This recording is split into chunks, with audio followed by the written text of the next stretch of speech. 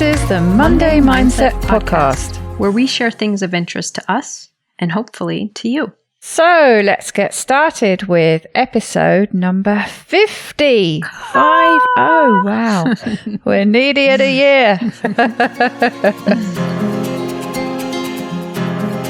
What have you got for us this week, Terri? Well, I'm coming to you again from a podcast that I have shared from before. And the podcast is called Being Well. And it is with Dr. Rick Hanson, who is a psychologist, and his son, Forrest Hanson. And I just really enjoy I enjoy their dynamic, and I like their topics. So this one is episode number 142, and it's called Accepting Our Needs. I started listening to this a couple weeks ago, getting ready to record. And then I had a really interesting conversation with a friend recently about this topic. So I'm glad that I had this one pulled up, and I think it's one that people can hopefully make some sense of. The reason I chose it and think it's such an interesting topic is we all have needs, but many of us have a difficult time accepting that we have needs, acknowledging what they are, and figuring out what to do with them. And so I think this is a really important thing for all of us to explore. So they go through basically how to identify our needs, how to meet our needs, and how to help others meet their needs. These two gentlemen, Rick Hanson and his son, have written a book that they have released called Resilient. So if anyone likes anything they hear in my talking about them, they might be interested in the book. They start talking about what are our basic needs. And basically, we all have three very fundamental needs: safety, satisfaction, and connection. Now, 1,000 years ago, the biggest need for safety was don't get eaten. And if you believe in kind of an evolutionary means of development, even before we developed in our human state, whatever we were in state as, being eaten was the worst threat. So basically, safety is don't die today. Satisfaction, many years ago, would have been get a meal. Feel good, get a meal, and you're also going to survive. And then connection. Again, ancestrally, that would have meant procreate, connect, and keep the species going. So today, those things look a little different. And in reality, especially in our past, when those needs were not met, our existence would cease. So you can see how important they were. Now today, in modern times, our needs have changed, but they're still the same three fundamental needs. And now the ultimate anchor for meeting needs is raw physical survival.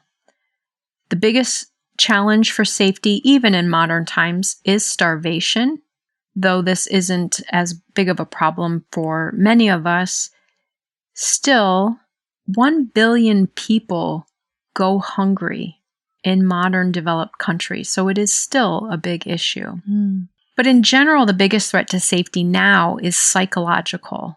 So anger, anxiety, helplessness, feeling insecurely attached, inadequacy, or need to impress or prove oneself.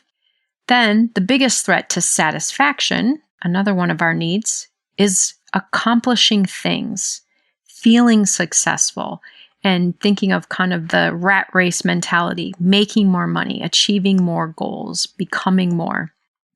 And how it feels threatened is through disappointment, loss, frustration, drivenness to extreme, which leads to addiction. So these are the kind of threats to that. And then the last need being connection.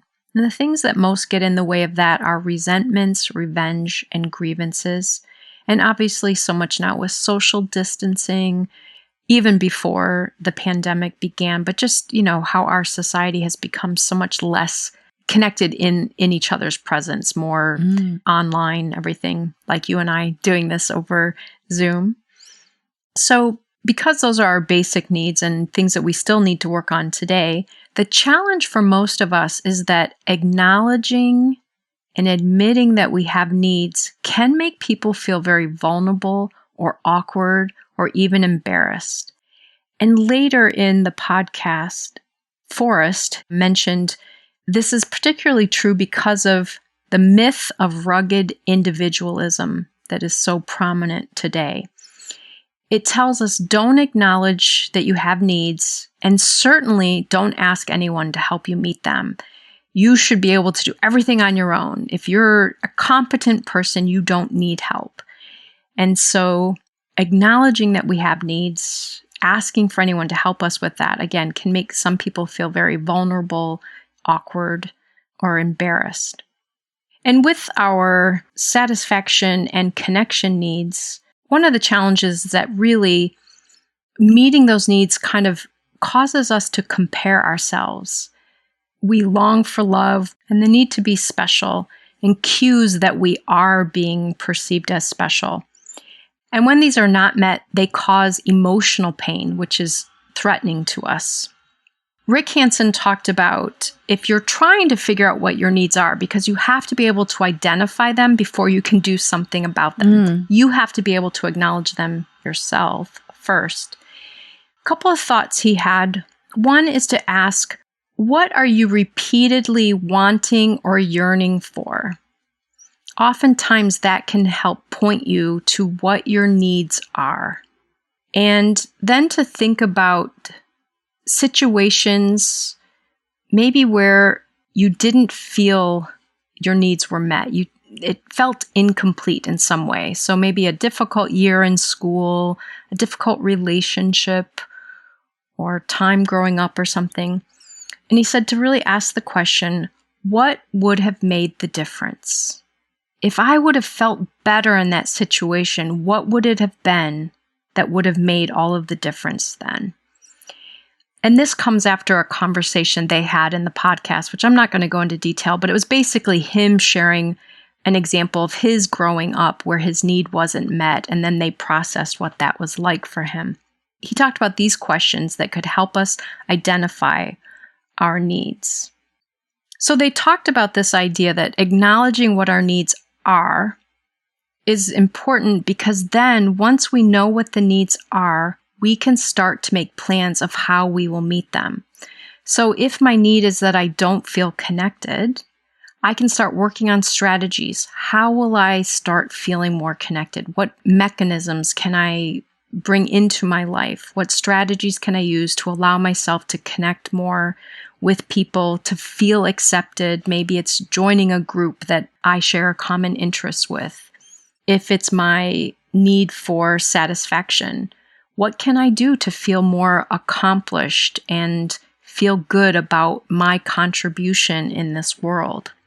Interestingly, as they talked about it, because oftentimes we think that it makes us weak if we have needs, it's actually the opposite. Psychologically, not acknowledging our needs makes us more vulnerable. It's actually through acknowledging what our needs are and then working toward meeting them that we can give ourselves like a buffer, a strong base that we keep building on, so that when we get into more difficult situations, we have this base, we have this safety net, and we know that we can meet our needs. Sometimes this means we have to ask others to help us with those needs, but oftentimes we can figure out what the resources are, even to know who to ask if we need help.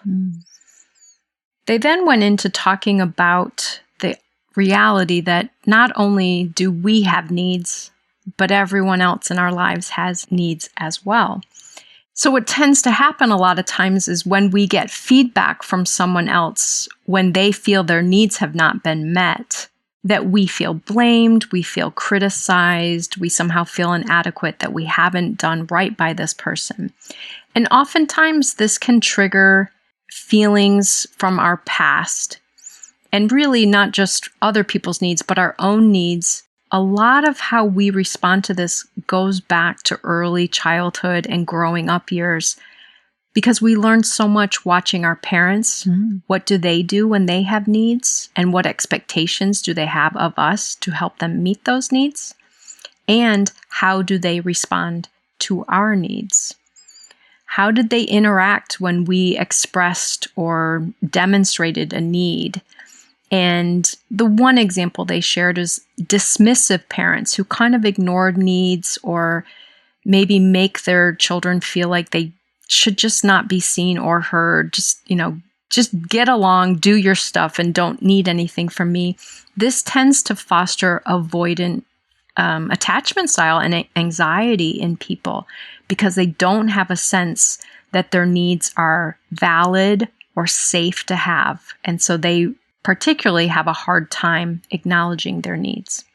But again, with other people's needs, the first thing is to really kind of listen for what the need is and then try to separate out the criticalness if that's how it's being expressed, because often it will be because they're hurt or they're upset.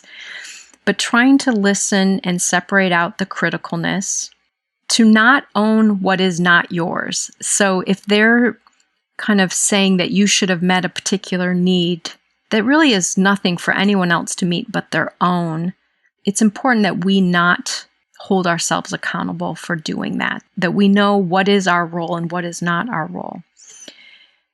Then working on communicating to them what our commitments are. So let's say, for example, you and I had set up a time to go to lunch and I bailed.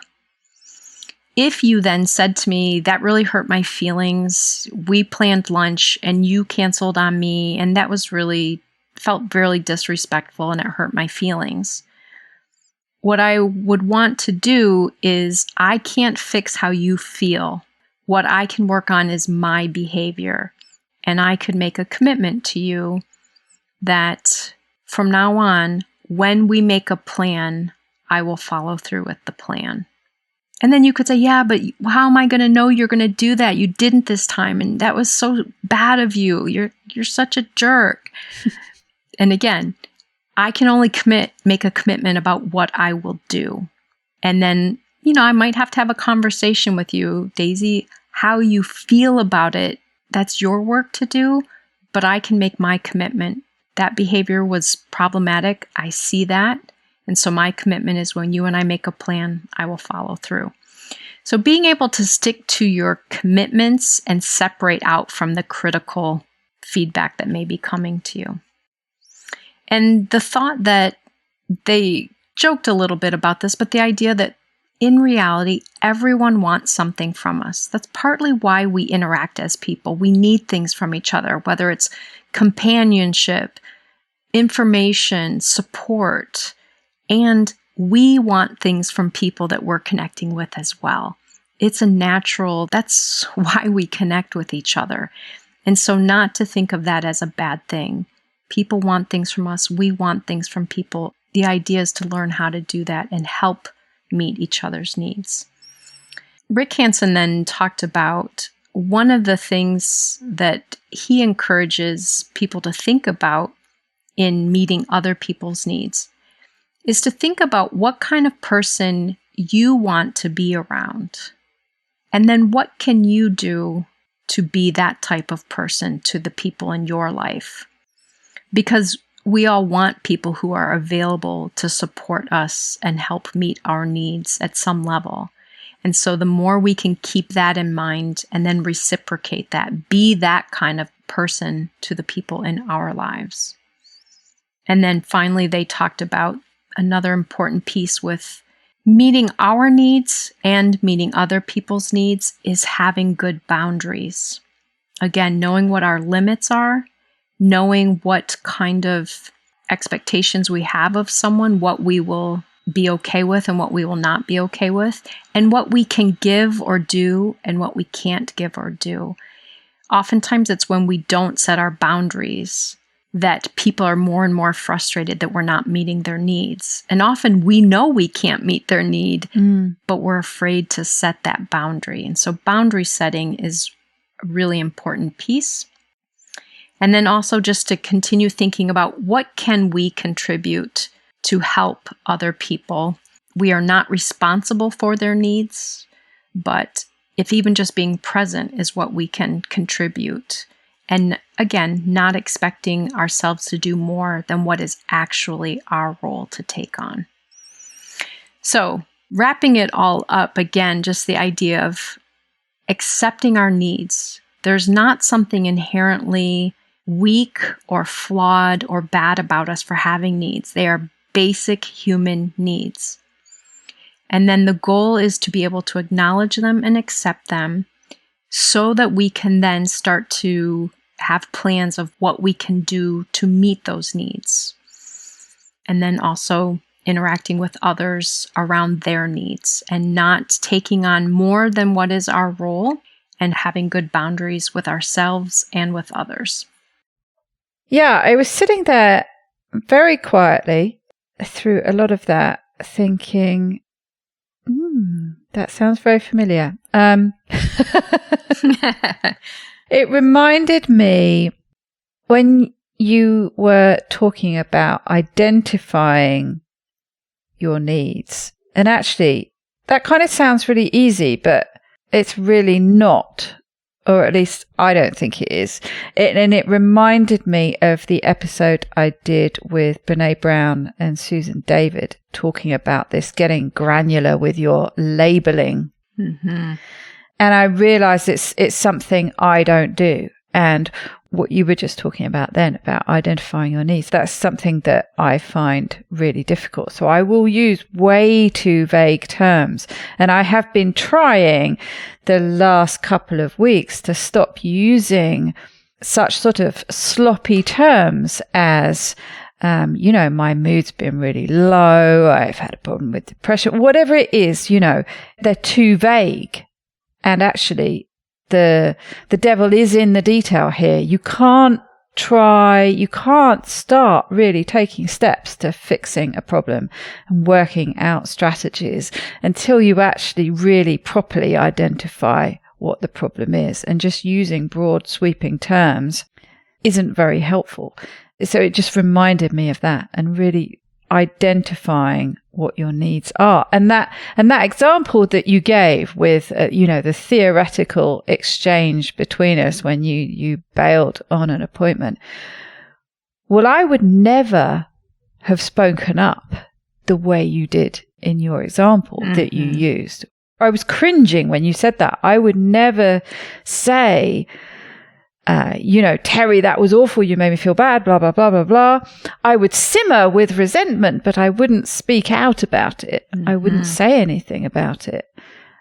So yeah, a lot of the things you were talking about just highlighted to me a bit of a checklist of, a rather long checklist of things that I need to work on. It reminded me also of the episode that you did about, apologies, and how it's again an element of that was speaking up when not with the expectation of getting an apology, but actually speaking up when you feel that you need an apology, actually telling somebody that there's something that they've done that has hurt you, that all those things, way too difficult, way outside my comfort zone. Setting those boundaries, as you've said. I would rather just say, yeah, I'll do that or whatever. And then do the simmering with resentment, and then maybe not do it. And then, it does lead to all sorts of problems. I can absolutely see the logic, the necessity, the need for identifying those basic things in the first place and building these strategies and, really fleshing out what your needs are and the structures that come off that.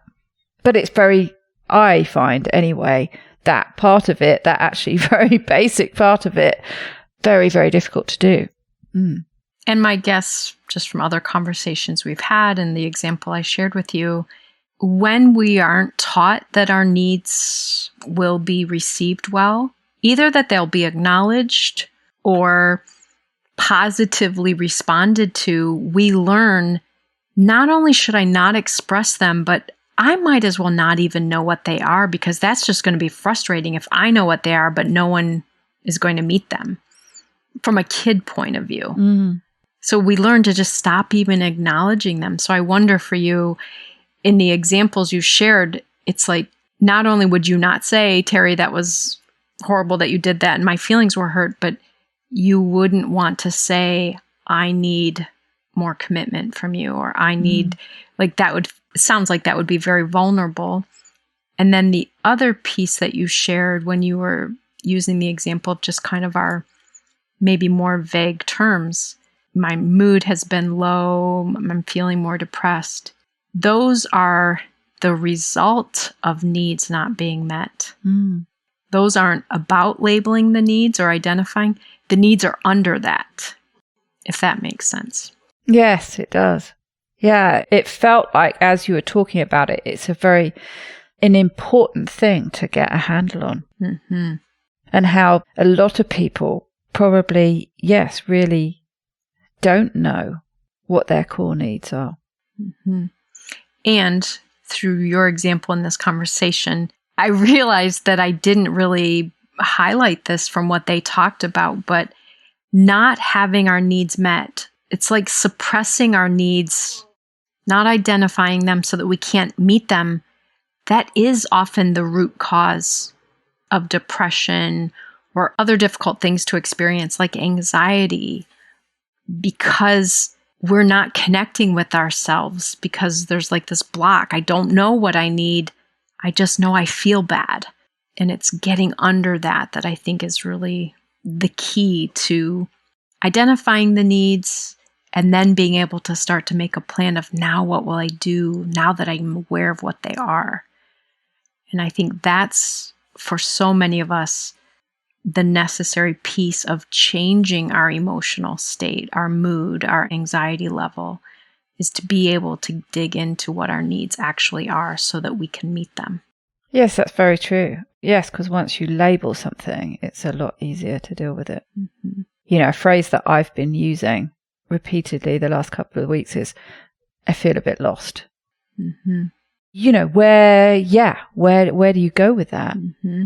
And it's true. You need to figure out what's under all that. You've got to, and I think that's so true. And I've been coming back to what Susan David and Brene Brown talked about using language and labeling and really trying to figure things out. And the more detailed you can get, the more you can think it through. Mm-hmm.